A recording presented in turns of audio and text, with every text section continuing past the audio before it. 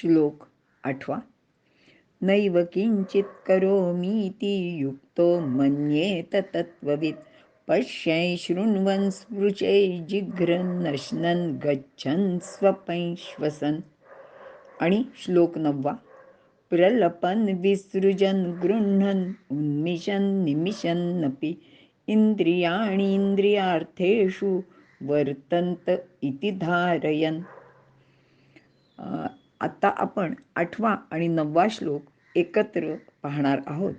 त्याचा अर्थ असा आहे: योगयुक्त तत्ववेत्याने पाहताना, ऐकताना, स्पर्श करताना, वास घेताना, खाताना, चालताना, निचताना, श्वासोश्वास करताना, बोलताना, मलमूत्र विसर्जन करताना, घेताना, डोळ्यांच्या पापण्या उघडताना व मिटताना केवळ इंद्रियेच आपापल्या विषयात वर्तत आहेत किंवा वर्तन करत आहेत आणि मी काहीही करत नाही असा अनुभव घेतो. विवरण पाहूया. मागील श्लोकात कर्मयोगी सर्व कर्मांचे म्हणजे शास्त्रविहित कर्मांचे आचरण करताना परमार्थात आपली उन्नती करून घेत असतो. संन्यास योगापेक्षा हा कर्मयोग आचरण करण्यास सहज सोपा आहे असे भगवंतांनी सांगितले आहे आणि या साधकाने तत्वज्ञ योगी व्हावे असे सुद्धा सांगितलेले आहे. 8वा आणि 9वा श्लोक हे दोन्ही मिळून एकच वाक्य आहे, म्हणून आपण इथे एकत्रच याचं विवरण सुद्धा पाहत आहोत. तत्ववित म्हणजे तत्वज्ञानी, तत्वांचे गुणधर्म जाणणारा. ही तत्वे एकूण 25 आहेत. यामध्ये सत्वरजतम या 3 गुणांची साम्यावस्था म्हणजे प्रकृती, तिच्यापासून महत्त्व, त्यापासून अहंकार, अहंकारापासून पंचतन्मात्रा, 5 कर्मेंद्रिय आणि 5 ज्ञानेंद्रिय व मन ही बनतात. पंचतन्मात्रापासून याच 5 स्थूल भूते निर्माण होतात व 25वा आत्मा होय. ही 25 तत्वे व त्यांचे गुणधर्म जो जाणतो तो तत्वविद. असा तत्वविद योगी व्यवहार कसा करतो तो वरील 2 श्लोकात सांगितले आहे. या 2 श्लोकात जीवाच्या सर्व क्रिया सांगितल्या आहेत. त्या सर्व क्रिया करीत असताना इंद्रिये आपापल्या विषयात वर्तन करीत आहेत असे हा तत्वविद योगी मानतो. म्हणजेच डोळे बघायचं काम करतायत, कान ऐकण्याचं करतायत, अशा सर्व क्रिया मी करत नाही, याचा करता मी नाही, तर त्या सर्व क्रिया प्रकृतीचे किंवा निसर्गाचे नियमाप्रमाणे घडतात. त्या त्या इंद्रियांचा तो स्वाभाविक धर्म आहे आणि त्यानुसार ते वर्तन करतात किंवा त्यानुसारच त्या क्रिया घडत असतात. भगवंताने या 2 श्लोकात पुढील क्रिया सांगितल्या आहेत: पाहणे, ऐकणे, स्पर्श करणे, हुंगणे, खाणे, चालणे, ग्रहण करणे, बोलणे, मलमूत्र विसर्जन करणे, झोपणे, श्वास घेणे, डोळ्यांची उघडझाप करणे. या सर्व क्रिया किंवा यापैकी कोणतीही एक क्रिया करताना ज्ञानेंद्रिय, कर्मेंद्रिय, अंतःकरण, प्राण व उपप्राण यांचेकडून होणाऱ्या या सर्व क्रिया मी करत नाही असे तत्वविद मानतो. मात्र सामान्य माणूस मात्र प्रत्येक गोष्ट मीच केली असे मानतो. म्हणजे मी श्वास घेतो, मी श्वास सोडतो, मी ऐकतो, मी बोलतो, असा सारखा मी आणि मी असं तो करत असतो. पण या नैसर्गिक क्रिया आहेत, त्याला सुद्धा आपण स्वतःच करता आहोत असे आपण मानतो. खरे तर हे कार्य मनुष्याचे अधीन नाही. ते कार्य एका विशिष्ट शक्तीद्वारे केले जाते. अर्थातच याप्रमाणेच सर्व क्रियासुद्धा दुसरा कोणीतरी शरीराकडून किंवा त्या त्या अवयवांकडून करवून घेत असतो. हे सर्व विश्वच काही विशिष्ट हेतूच्या पूर्ततेसाठी निर्माण झालेले आहे. आपली सर्व शरीरे हा या विश्वाचाच एक भाग आहे. जगाबरोबर ती उत्पन्न होतात आणि नष्टसुद्धा होतात. त्यांचेकडून जी कर्मे होत आहेत ती करण्याची शक्ती त्यांची नसते. मात्र सामान्य माणूस मी केले असा वृथा अभिमान बाळगत असतो. मात्र तत्वज्ञानी माणूस ती मी काही करत नाही असे मानतो किंवा त्याला ते चांगलेच ठाऊक असते. ईश्वराचे अधीन सर्व कार्य आहेत याचा करता धरता तोच आहे असे तो समजतो. या सर्वांचा स्वतःशी संबंध नाही. त्याचमुळे कर्मफल भोगताना त्याला सुख दुःख होत नाही. मात्र ज्याने हे तत्व जाणले नाही, अशा प्रकारचे संन्यासी किंवा स्वतःला महात्मा म्हणून घेणारे तथाकथित ब्रह्मचर्याचे व्रत पालन करणारे जे लोक, त्यांना मात्र हे कळत नाही. आता या ठिकाणी मी तुम्हाला जे उदाहरण सांगणार आहे ते उदाहरण मी डॉक्टर पवी वर्तक यांच्या पुस्तकातनं घेतलेलं आहे. तर स्वतः महात्मा गांधी हे 30 वर्ष ब्रह्मचर्याचे व्रत पालन करत होते. वयाचे 67व्या वर्षी त्यांना एकदा स्वप्नावस्था झाली. त्यामुळे ते खूप घाबरून गेले. त्यासाठी त्यांनी प्रायश्चित्त म्हणून 6 आठवड्यांचे मौन पाळले. आपल्या हातून फार मोठे पाप घडले आहे असे त्यांना वाटू लागले. आपल्या आयुष्यातील काळाकुट्ट दिवस आहे असं त्यांनी स्वतःचंच वर्णन लिहून ठेवलेलं आहे. पुस्तकाचं नाव आहे फ्रीडम ॲट मिडनाईट आणि पान क्रमांक 39 आणि 40. याचाच अर्थ रोज गीता वाचन करणाऱ्या महात्मा गांधींचा मीपणा संपलेला नव्हता. या घटनेकडे त्यांनी स्वप्नावस्था म्हणजे इंद्रिय आपापल्या विषयात वागली असे म्हणून खरं तर दुर्लक्ष करायला हवे होते. पण त्यावर त्यांनी भलतेच काहीतरी करायला सुरुवात केली आणि माझ्या हातून हे घडायला नको होते असा कर्त्याचा अभिमानसुद्धा बाळगला व स्वतःचे सामान्यत्वसुद्धा त्यांनी जाणून घेतले नाही. तर या अशा वर्तनाने ते अगदी सामान्य आहेत असंच जणू काही त्यांनी सिद्ध केलं. आणि इथे आपण थांबूया. श्लोक 10. ब्रह्मण्याधाय कर्माणि संगं त्यक्त्वा करोति यः लिप्यतेन स पापेन पद्मपत्रमिवाम्भसा. अर्थ: जो फलासक्ती सोडून कर्मे ब्रह्माच्या ठिकाणी अर्पण करतो, तो कमळाचे पान जसे पाण्याने लिप्त होत नाही, तसा तो पापाने लिप्त होत नाही. विवरण: मागील 2 श्लोकात शरीराच्या सर्व क्रिया या इंद्रियांचे आपापल्या विषयातील वर्तन असते, असा त्याचा करता मी नाही असे तत्वविद जाणतो असे भगवंताने सांगितले आहे. या श्लोकात फलासक्ती सोडून प्रत्येक कर्म ब्रह्माचे ठिकाणी अर्पण करणाऱ्यास कर्माचे बंधन होत नाही असे भगवंत सांगत आहेत. ब्रह्मण्याधाय कर्माणि, येथे सर्व क्रियांचा करता भगवंतच आहे असा विश्वास बाळगून शरीरादी क्रियांचा करता भगवंतच आहे. शरीरासह काहीच आपल्या मालकीचे नसते. या सर्व गोष्टी आपल्याला मिळतात आणि आपल्याला सोडून सुद्धा जातात. आपल्या इच्छेप्रमाणे त्यात आपण कोणताच बदल घडवून आणू शकत नाही. त्यावर आपली सत्ता नसते. मग या शरीराकडून होणाऱ्या क्रिया माझ्या किंवा मी केल्या असे समजणे हे निश्चितच योग्य ठरत नाही. जे घडते ते केवळ भगवंताचे इच्छेनुसार, म्हणून त्या सर्व क्रिया भगवंताच्या आहेत असे समजून कर्म मात्र करीतच जावे. अशा प्रकारे ब्रह्माच्या म्हणजेच एकत्वाच्या अधिष्ठानावरून कर्मे करीत राहणे म्हणजे कर्मयोग. असे कर्म निर्दोष असते. त्याच्या 2 अटी येथे सांगितल्या आहेत. संगं त्यक्त्वा म्हणजे फळाशी संबंध न ठेवणे आणि वर सांगितल्याप्रमाणे कर्म ब्रह्मात ठेवणे म्हणजे ब्रह्मण्याधाय कर्माणि. संगं त्यक्त्वा करोति यः म्हणजे अज्ञान हे जन्ममरणाचे प्रमुख कारण आहे. तसेच साधनेच्या दृष्टीने आसक्ती हे जन्ममरणाचे प्रमुख कारण मानले जाते. कारणं गुणसंगस्य सदसद्योनी जन्मसु. आसक्ती असल्यानेच अज्ञान टिकून राहते. आसक्ती संपली तर अज्ञानसुद्धा नष्ट होऊन जाते. म्हणून आसक्तीचा त्याग अत्यंत महत्त्वाचा असतो. आसक्ती असली तर हातून पापकर्म पण घडू शकते. कोणत्याही लहान अथवा मोठ्या कर्माच्या फलाची इच्छा करणे एवढाच आसक्तीचा अर्थ नाही.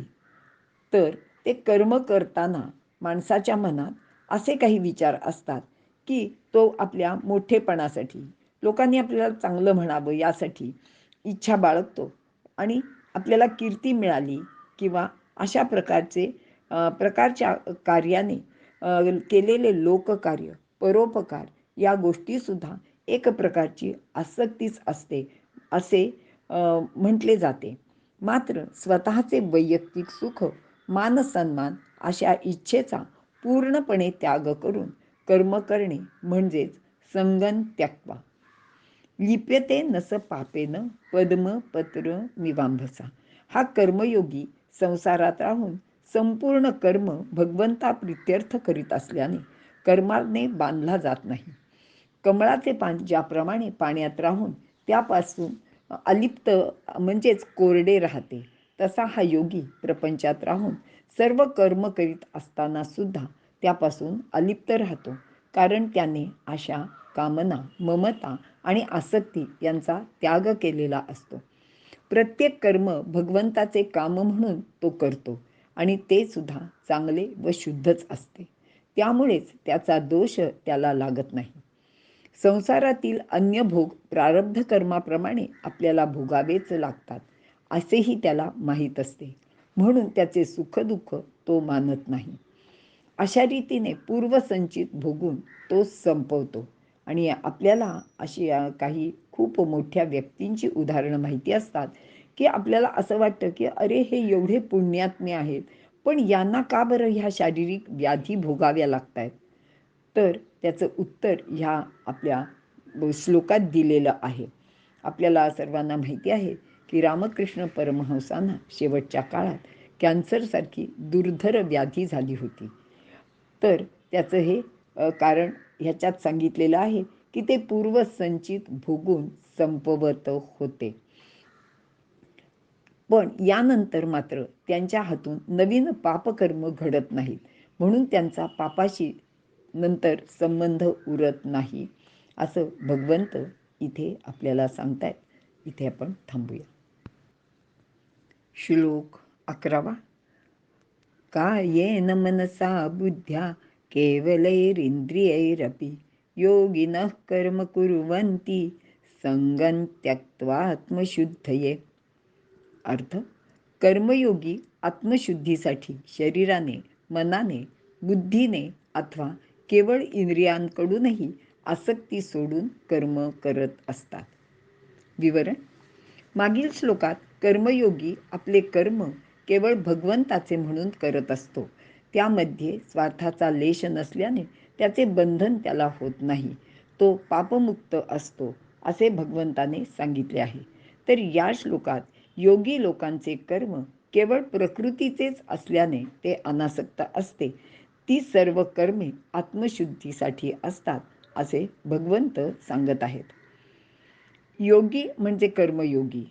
कर्म करण्यातील कौशल्य आणि समभाव ज्याने आपलासा केला आहे असा हा कर्मयोगी कर्म करतो. तेव्हा तो शरीराने कर्म करतो. त्यात मन, बुद्धी नसते. केवळ शारीरिक क्रिया एवढाच भाव तेथे असतो. म्हणजेच इंद्रिय आपल्या विषयात वर्तन करतात. मनाने कर्म करीत असताना योगीजन शरीराच्या, बुद्धीचा किंवा इंद्रियांचा संबंध मनाशी ठेवत नाहीत. तर बुद्धीचे कर्म करीत असताना शरीर, मन, इंद्रिये बुद्धीशी संपर्क ठेवत नाहीत आणि या सर्व गोष्टी तो सहजपणे, सहज लीलया करतो. अशा कर्मात बंधन निर्माण होत नाही. यामध्ये मी केले ही भावनाही नसते. अर्थातच एकाच वेळी शरीर, मन, बुद्धी फक्त आपापले कर्म कसे करतात याचा विचार आपण पुढील एका उदाहरणावरून समजून घेऊया. आपल्याला काही होत असलं तर आपण म्हणजे पेशंट डॉक्टरांच्याकडे जातात. तर त्यावेळी डॉक्टर त्या पेशंटला हाताने तपासतो, उपचार करतो. त्याचवेळी कानाने त्याचे म्हणणे म्हणजे त्याला काय त्रास आहे हे पण ऐकत असतो. डोळ्यांनी तो त्याचे चेहऱ्यावरील भावसुद्धा पाहतो. तसेच काळजी करू नका, लवकर बरे व्हाल असे आश्वासन देत धीर देतो. तर मनात त्याचे व्याधीबद्दल विचार करीत असतो. बुद्धी कोणता औषधोपचार करावा याचा निर्णय घेते. या सर्व गोष्टी तो एका वेळी वेगवेगळ्या इंद्रियांनी करत असतो. पण त्यातील कोणत्याच क्रियेत तो लिप्त नसतो. अगदी तसेच योग्याचे बाबतीत सर्व अवयव आपापली कर्मे करीत असतात. या सर्वांच्या क्रियांमध्ये तो लिप्त होत नाही. तो कर्मात आसक्ती धरत नाही, कारण त्याला शुद्ध व्हायचे असते. प्रत्येकाने आपल्या शुद्धतेचा विचार करावा. पाण्याने शरीर व अवयव शुद्ध होतात. सत्यपालन केल्याने मन शुद्ध होते. विद्या आणि तपसाधनेने भूतात्म्याची शुद्धी होते आणि ज्ञानाने बुद्धी शुद्ध होते. अशी ही शुद्धीची कर्मे आहेत. शरीराचा स्वामी जो आत्मा, तो परमेश्वराचा अंश आहे. तो मुळातच शुद्ध आहे, परंतु देहाशी संबंध आल्याने तो स्वतःला विसरतो. मग शरीर म्हणजे मी, मन म्हणजे मी, माझी बुद्धी अशी त्याची धारणा होत जाते. त्याचे भोवती मी माझे असे अशुद्ध वलय निर्माण होते. यातून बाहेर पडण्यासाठी त्याला स्वतःची शुद्धी करूनच घ्यावी लागते. म्हणून निस्संग होऊन कर्म केले तर आत्मशुद्धी होते.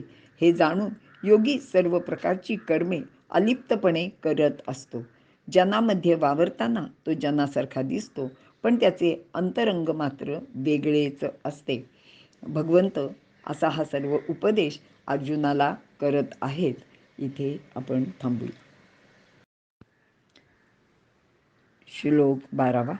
युक्तः कर्मफलं त्यक्त्वा शान्तिमाप्नोति नैष्ठिकीम् अयुक्तः कामकारेण फले सक्तो निबध्यते. अर्थ: कर्मयोगी कर्मफलाचा त्याग करून परमशांती प्राप्त करतात, पण ते योगाचरण करत नाहीत. ते कामनावश झाल्यामुळे फलात आसक्त होऊन बद्ध होतात. विवरण: मागील श्लोकात कर्मयोग्याचे प्रत्येक कर्म अनासक्त असते. ते आत्मशुद्धीसाठी कर्म करतात असे सांगितले होते.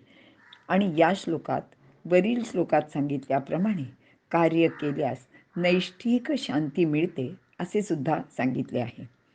युक्त, ज्याचा उद्देश समता आहे, ते सर्वच पुरुष युक्त अर्थात योगी म्हणजेच कर्मयोगी असतात. त्यांचे ठिकाणी प्रापंचिक कामनांचा म्हणजेच इच्छांचा अभाव असतो. कर्मफलं त्यक्त्वा, कर्मफळाचा त्याग करणे म्हणजेच आसक्तीचा त्याग करणे. त्यांना कोणतीच आसक्ती उरलेली नसते. तसेच फलाच्या इच्छेचा सुद्धा त्याग करणे. कर्म करीत असताना त्यापासून आपला काही फायदा व्हावा अशी त्यांची इच्छा नसते. अगदी परमात्म प्राप्तीची सुद्धा इच्छा करू नये असे सांगितले जाते.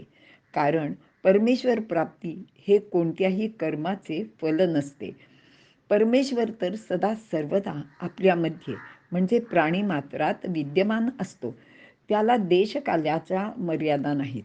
सर्व प्राणीमात्रात तो आणि त्याचे मध्ये सर्व प्राणीमात्र स्थित असतात. तो आपल्यापासून वेगळा नाही. मात्र जड प्रकृतीचे कार्य असलेले शरीर, इंद्रिये, मन, बुद्धी, पदार्थ इत्यादीशी अहंता व ममतापूर्वक आपण संबंध स्वीकारल्यानेच मनुष्य परमात्म्यापासून विमुख होतो. तो केवळ आपला आहे. त्याला आपण आपला न मानता आपण इतर सर्व गोष्टींना मी आणि माझे असे म्हणत राहतो. खरे तर परमेश्वर अगदी सर्वत्रच आहे. तो आपल्या आत बाहेर भरून राहिलेला आहे.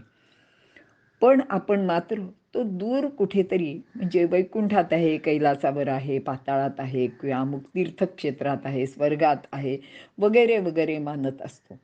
त्याला देशकाल्याच्या मर्यादा नाहीत. तो आपल्यापासून वेगळा तर नाहीच.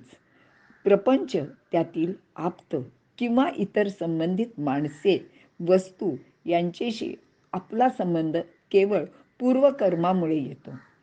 ते कारण संपले की त्यांचा आपल्याला वियोग होतो. जसे की समुद्रात अनेक गोष्टी असतात, त्या काही वेळेला एकत्र येतात आणि एका लाटेने त्या दुसऱ्याच क्षणी दूर जातात.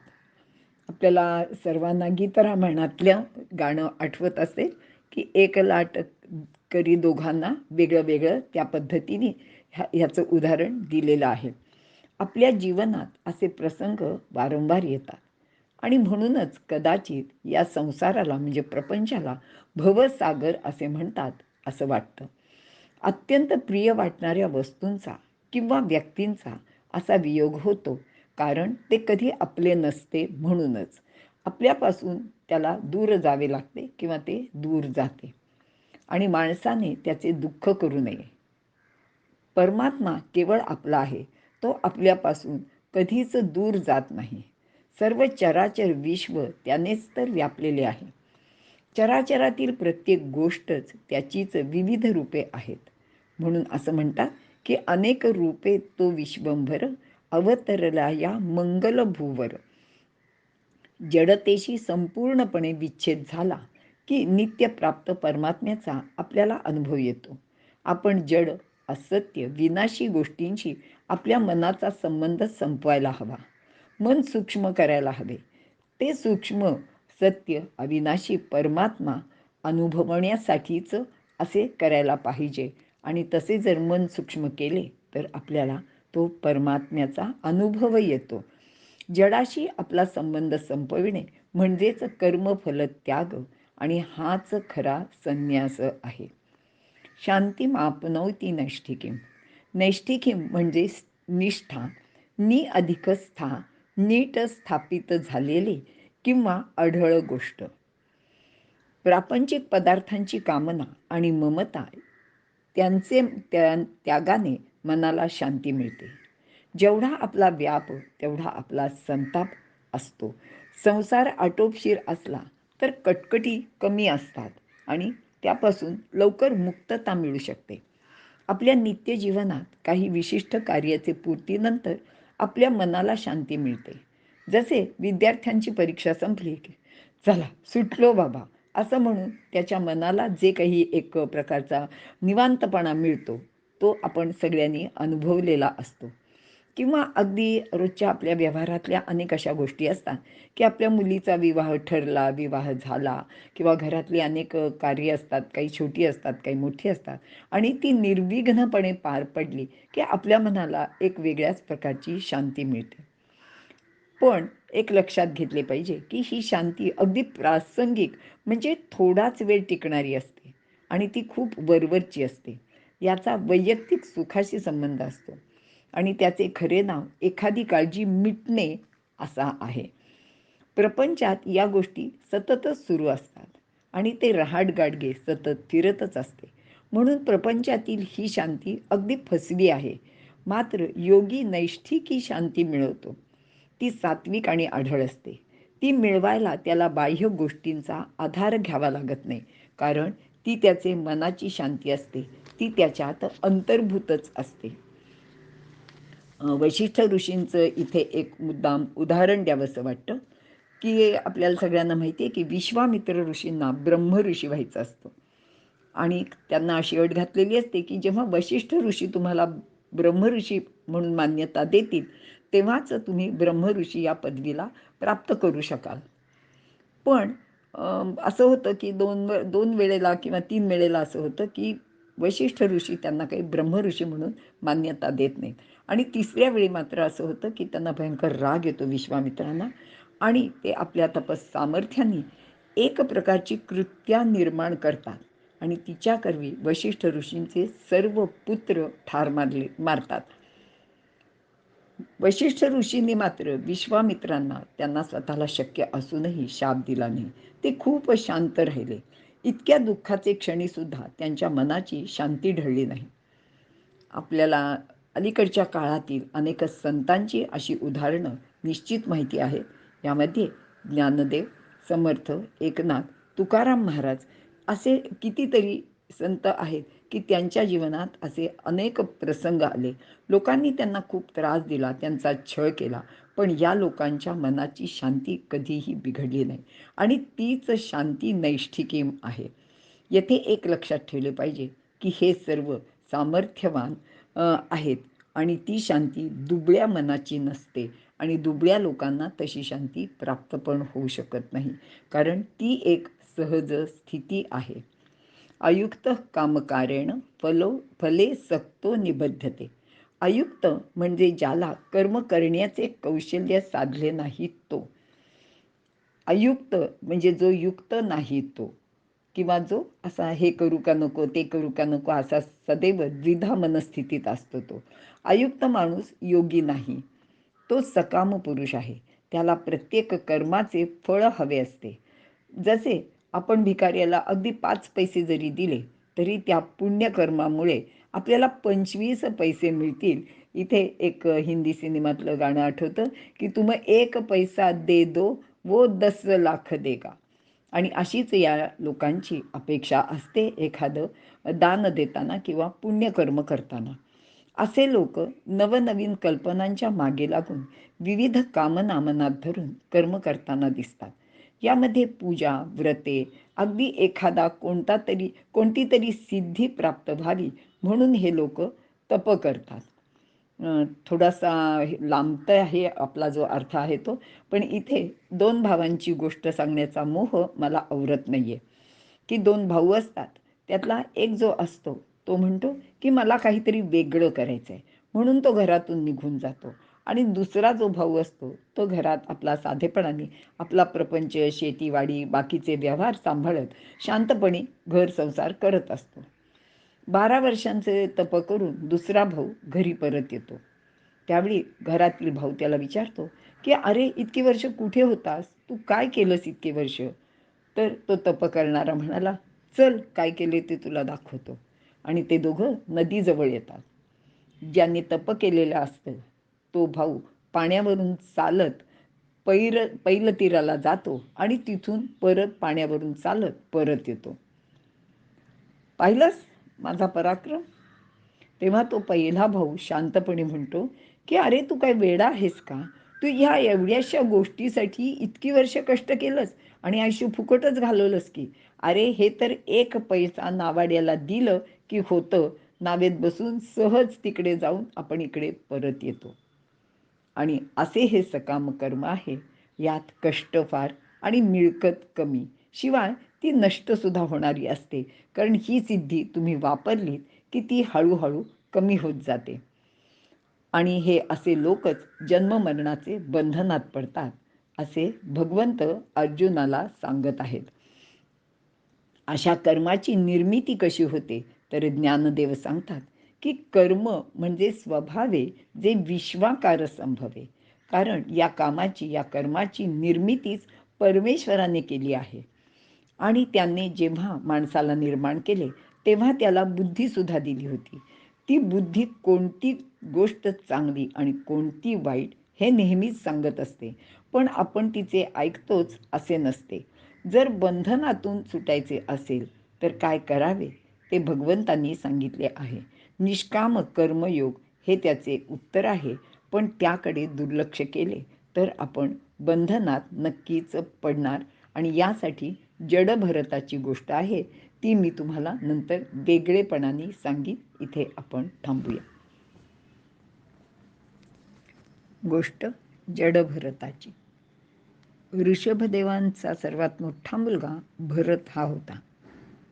आणि भागवतात असं सांगितले आहे की या भरताच्याच नावाने आपल्या देशाचे नाव भरतखंड असे पडले आहे. ऋषभदेवांनंतर याने राज्य केले. त्याचे चरित्र वर्तमान काळासाठी विशेष उपयोगी आहे. या भरताने मर्यादांचे कधीही उल्लंघन केले नाही. तो महाविष्णू असून यज्ञसुद्धा करीत असते. आणि अनेक देवदेवतांचे त्यांनी पुष्कळ प्रकारचे यज्ञ, देवपूजा अशा तऱ्हेने पुण्य मिळवले होते. आणि ते मिळवलेले पुण्य तो श्रीकृष्ण चरणी अर्पण करत होता. अनेक वर्ष राज्याचा उपभोग घेतल्यानंतर एक दिवस त्याला असं वाटलं की आता हा राज्य भोग किंवा हा जो काही विलास आहे हा आपण थांबूया आणि आपण वनात जाऊन तपश्चर्या करूया आणि आपली आत्मोन्नती करून घेऊया. म्हणून तो सर्वस्वाचा त्याग करून वनात निघून गेला. तिथे त्याने अगदी पाण्यात उभं राहून सूर्यनारायणाची तपश्चर्या केली. आणि असं करता करता त्याची अगदी खूपच उन्नत अवस्था झाली होती. आणि जवळजवळ आता मोक्ष त्याला प्राप्त होणारच अशी स्थिती त्याची झालेली होती. पण एके दिवशी पाण्यात उभं राहून तो सूर्यदेवाची आराधना करत होता. एवढ्यात त्याला एक दृश्य असं दिसले की एक मृगी म्हणजे हरिणी तिथे पाणी प्यायला आली होती आणि त्या हरिणीचा प्रसूती काळ अगदी जवळ आला होता. एवढ्यात तिथे एक सिंह किंवा वाघासारखा प्राणी येतो आणि त्या मृगीवर आता तो हल्ला करणार. त्या मृगीच्या त्या हरिणीच्या ते लक्षात येतं आणि ती जोरात उडी मारून पळून जाते तिथून. पण त्याच वेळी काय होतं की ती प्रसूत होते आणि तिला जे पिल्लू होतं ते मृग शावक त्या पाण्यात पडतं आणि ते बुडायला लागतं. आता स्वाभाविकच ह्या भरतमुनींना असं वाटतं की हा नुकताच जन्माला आलेला जीव असा पाण्यात बुडून मरून जाईल. म्हणून त्यांना खूप कळवळा येतो, करुणा दया सगळं उत्पन्न होतं आणि पटकन ते तिथे जाऊन त्या मृगशावकाला त्या पाण्यातनं बाहेर काढतात आणि आपल्या आश्रमात झोपडीवजा आश्रमात घेऊन येतात. त्याला ऊब देतात, त्याला दूध पाजतात आणि त्याची योग्य ती सर्व काळजी घेतात. ते नवजात बालक असल्यामुळे ते त्याला रानात सोडू शकत नव्हते आणि म्हणून त्यांनी त्याला त्याचा प्रतिपाळ करायचं ठरवलं. आणि असं करता करता महिना 2 महिने झाले. ते मृगशावक आता चांगलं सुधारलं होतं. ते इकडे तिकडे उड्या मारायचे, इकडे तिकडे धावपळ करायचे आणि त्या सगळ्या त्याच्या लीला बघताना ह्या भरतमुनींना अतिशय आनंद वाटायचा आणि हळूहळू त्यांचं मन त्या मृगशावकात अगदी गुंतून जातं. ते मृगशावक त्यांच्या जवळ आसपास कुठे नसलं तर ते खूप बेचैनी व्हायचे आणि ते कुठे लांब गेलं तर त्याच्या काळजीने ह्यांच्या जीवाला स्वस्थता लाभायची नाही. आणि एक दिवस काय होतं, ते मृगशावक असंच उड्या मारत दूर दूर कुठेतरी निघून जातं, रानात जातं. संध्याकाळ झाली तरी ते परत येत नाही, रात्र झाली तरी परत येत नाही आणि दिवस रात्र ते त्याच मृगशावकाचा विचार करत राहतात. आता काय झालेलं असतं की त्यांच्या अंतिम क्षण जवळ येतो. अंतिम क्षणाला ज्याचं स्मरण तुम्ही करता त्याच योनीत किंवा त्याच याच्यात तुम्हाला जन्म मिळतो असं भगवंतांनी गीतेत सांगितलेलं आहे आपल्याला. आणि त्याचप्रमाणे ह्या भरतमुनींचा अंतिम क्षण येतो आणि त्यावेळी त्यांच्या मनात त्या मृगशावकाचेच विचार चालू असतात. ते त्याच्यात पूर्णपणे गुंतून गेलेले असतात आणि त्यांचं मरण काल जवळ येतो आणि त्यांचं प्राणोत्क्रमण होतं. आता इथे गोष्ट आपली संपत नाही, तर इथे ह्या गोष्टीला सुरुवात होते आणि त्या मृगशावकात यांची वासना, यांचं मन गुंतून गेल्यामुळे पुढील जन्म त्यांना खरोखर हरणाचा येतो. आणि म्हणून भगवंतांनी आपल्याला सांगितलं आहे की कुठलंही कर्म करताना निर्लेप मनाने करा आणि तरच त्याचा तुम्हाला त्रास होणार नाही आणि त्याचे कर्मबंधन तुम्हाला लागणार नाही. अशी ह्या भरतमुनींची म्हणजे जड भरताची गोष्ट आहे. ह्याचा अजूनही भाग आहे. तो थोडक्यात असा आहे की हा जन्म त्याला हरणाचा येतो आणि मग त्या हरणाच्या जन्मात सुद्धा त्याला मागील जन्माचं स्मरण असतं, पण त्यांनी मागच्या जन्मात खूप पुण्यकर्म केलेलं असतं आणि त्याला सारखं वारंवार असं वाटत असतं की कधी एकदा हा माझा जन्म संपेल आणि मी परत मनुष्य योनीत जाईल. आणि मग तो जन्म त्यांचा संपतो. ते मनुष्य योनीत एका ब्राह्मणाच्या घरी जन्माला येतात आणि तिथे ते लहानपणापासून त्यांच्याकडे ज्ञान तर असतंच मागील जन्माचं सगळं. तर ते इथे काय करतात, इथे ते अगदी कमीत कमी बोलायचं किंबहुना बोलायचंच नाही, आपल्याला काही कळत नाही, आपण अडाणी आहोत किंवा काही वेडे आहोत असं जरी लोकांनी आपल्याला म्हटलं तरी चालेल, अशा प्रकारचं ते वर्तन करत राहतात आणि म्हणून यांना जड भरत म्हणजे अडाणी किंवा वेडा अशा पद्धतीने या जड भरतांचं नाव पडलेलं असतं. आणि मग पुढे नंतर काय होतं की एका ठिकाणी यांना एका राजाच्या पालखीबरोबर, म्हणजे कोणती भोई असतात, तर एक भोई कमी पडतो आणि हे असेच रस्त्याच्या कडेला कुठेतरी बसलेले असतात आणि तिथे ते लोक बघतात की अरे एक नसला तर हा इथे चांगला दांडगा माणूस नुसता रिकामा बसलाय, ह्याला घ्या आपल्या याच्याबरोबर, आणि त्याला चौथा म्हणून ते घेतात. आता ह्यांचं काय झालेलं असतं की रस्त्याने चालताना कुठेही छोटासा किडा मुंगी जरी त्यांना दिसलं तरी त्याच्यावर आपलं पाऊल पडू नये म्हणून ते उडी मारून पुढे चालायचे. आता त्यांनी उडी मारली की तो सगळा बॅलन्स त्या पालखीचा बिघडायचा आणि मग त्या आत बसलेल्या त्या राजाला भयंकर त्रास व्हायचा. म्हणून तो चिडतो आणि तो विचारतो की हा कोण आहे माणूस. आणि मग जेव्हा त्याला कळतं की हा कोण आहे, तर तो त्यांना अतिशय म्हणजे परमार्थाची अशी उदाहरणं देतो. आणि मग त्यांच्या लक्षात येतं की जो तो राजा असतो की नाही, तर ते ज्यांनी ज्या वेळेला ह्यांनी त्या मृगशावकाचा सांभाळ केलेला असतो ते हरिण असतं, ते त्या या राजाच्या रूपाने जन्माला येतं आणि हा जडभरत ब्राह्मणाच्या घरी जन्माला येतो. आणि अशा रीतीने त्यांना एकमेकांची ओळख पटते. तिथे ते त्यांना ज्ञान देतात आणि त्यावेळी या जडभरतांची ह्या जन्ममरणाच्या फेऱ्यातून मुक्तता होते. म्हणून निर्लेप मनाने काम करण्याला किंवा कर्म करण्याला भगवंतांनी खूप मोठं महत्त्व दिलेलं आहे. गोष्ट जरा लांबली आहे आणि मी ती खूप थोडक्यात सांगायचाही प्रयत्न केला आहे. एखादा मुद्दा सुटला असेल, पण तुम्हाला मतितार्थ कळणं महत्त्वाचं होतं म्हणून ही गोष्ट सांगितली आहे. इथे आपण थांबूया. श्लोक 13. सर्व कर्माणि मनसा संन्यस्यास्ते सुखं वशी नवद्वारे पुरे देही नैव कुर्वन्न कारयन्. अर्थ: संयमी देहधारी पुरुष सर्व कर्माचा मनाने संन्यास करून 9 द्वारांच्या म्हणजे या देहरूपी नगरीत काही न करता व काही न करविता सुखाने राहतो. विवरण: योगी लोक सर्व कर्माच्या फळाचा त्याग करून शांती प्राप्त करतो व त्या सहज स्थितीत आनंदाने राहतो. मात्र कर्माचे फळाची आसक्ती असलेले लोक अशांत वृत्तीने सतत कर्माचे मागे लागून जन्ममरणाचे बंधनात पडतात, असे मागील श्लोकात भगवंतांनी सांगितलेले आहे. तर या श्लोकात संयमी पुरुष मनाने सुद्धा कर्माचा त्याग करून या नरदेहात सुखाने राहतो, असं भगवंत अर्जुनाला सांगत आहेत. सर्व इंद्रियांना ज्याने वश करून घेतले आहे तो याच देहात सुखी होतो. वशी आपली इंद्रिये, मन व बुद्धी वश करून घेणारा योगी.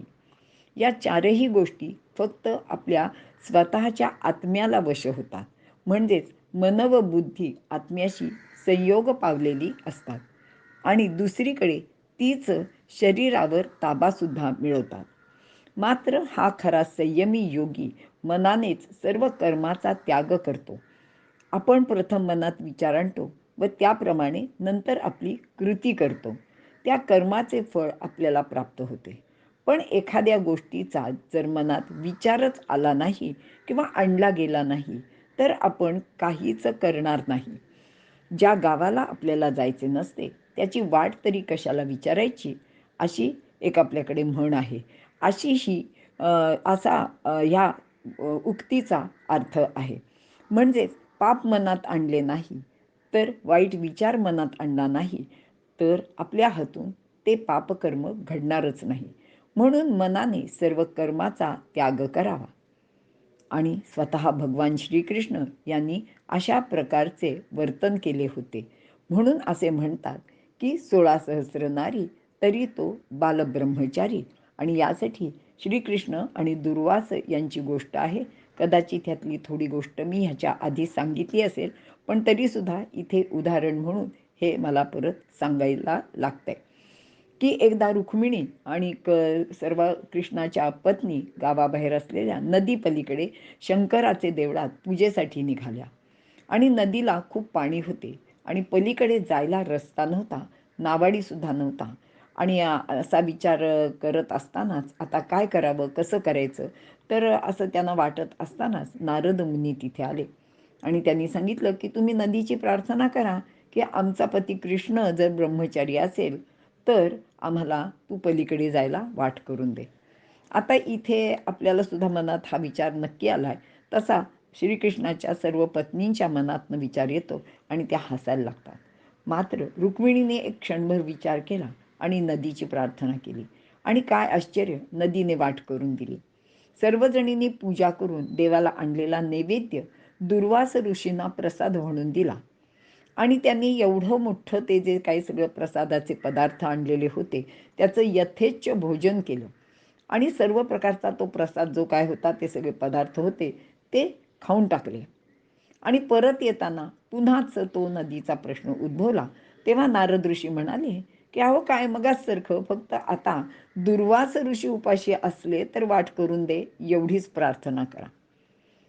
आता ह्याप्रमाणे त्यांना वाट तर मिळाली. ह्या कृतीचा किंवा या गोष्टीचा एक अर्थ असा आहे की या दोघांनी मनाने कर्माचा त्याग केला होता. त्यामुळे इंद्रिय वर्तनाशी त्यांचा संबंध नव्हता आणि म्हणूनच ते उपाशी होते किंवा भगवान श्रीकृष्ण हा ब्रह्मचारी म्हणून म्हटला जात होता. हे शरीर म्हणजे 9 दारे असलेले आपले एक नगरच आहे. पुर म्हणजे नगर, शहर असा अर्थ आहे. ही 9 दारे म्हणजे 9 इंद्रिये पुढील प्रमाणे आहेत. 2 डोळे, 2 कान, 2 नाकपुड्या, तोंड, मूत्रद्वार, गुदद्वार आणि ह्या सगळ्या बाहेर उघडणाऱ्या खिडक्या किंवा दारं आहेत. अशी ही द्वारावती आहे ती भगवंताच्या कृपेने निर्माण झाली आहे. तिचा स्वामीसुद्धा तोच आहे. असे हे मानवी शरीर, याला संतांनी किंवा इतर अनेक विद्वानांनी वाईट म्हटले आहे. त्याला नरकाचे पोतडंसुद्धा म्हटलं आहे. पण आत्मसंयमी योगी किंवा खरा संत या शरीराची कधीही निंदा करत नाही. समर्थांनी तर या देहाला घबाड असे म्हटले आहे. त्याची खूप स्तुती केली आहे.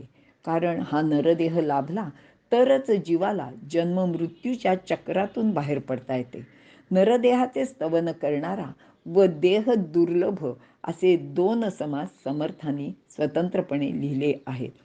असा हा नरदेह सर्वश्रेष्ठच आहे. कारण तो स्वतंत्र आहे. त्याच्याजवळ बुद्धी, विचार, वाचा आहे आणि त्याच योगाने तो जीवाचे भले करू शकणारा असा असतो. ज्ञानी, पंडित, संत, कवी, चित्रकार, योगी असे अनेक प्रकार फक्त नरदेहातच पाहायला मिळतात. असं नाही ना होत की आमका आमका वाघ खूप सुंदर चित्र काढतोय किंवा आमका आमका हत्ती सुंदर गाणं म्हणतोय. तर असं काही आपल्याला कुठे पाहायला मिळत नाही. तर फक्त ह्या सगळ्या गोष्टी आपण माणूस आहोत म्हणूनच करू शकतो आणि या नरदेहाच्या आधारानेच तो नराचा नारायणसुद्धा होऊ शकतो. इतर देहामध्ये मात्र असे काहीही करता येत नाही. या देहात देहधारी आत्मा काही न करता व काही न करविता राहू शकतो. आत्मा ही एक शक्ती आहे. तुमचे मन ज्याप्रमाणे कार्य करायचे ठरवते त्याप्रमाणे तो त्या त्या इंद्रियांना तशी तशी शक्ती पुरवत जातो. तो स्वतःहून कोणाकडून काही कार्य वगैरे करून घेत नाही. मात्र मन मात्र आपल्याला हवे तसे, हवी ती गोष्ट इंद्रियांकडून करून घेतं आणि म्हणूनच आपल्याकडे एक असं म्हटलं जातं की आपण काय मनमानी करतो किंवा अशा पद्धतीचं आपलं वागणं असतं. जो कोणी या आत्म्यापर्यंत जाऊन पोचतो तो आत्मरूप होतो. तो शरीरात राहून काहीच करत नाही किंवा करवीत सुद्धा नाही. तो सर्व कर्मे मनाने टाकून देऊन नामानिराळा राहतो.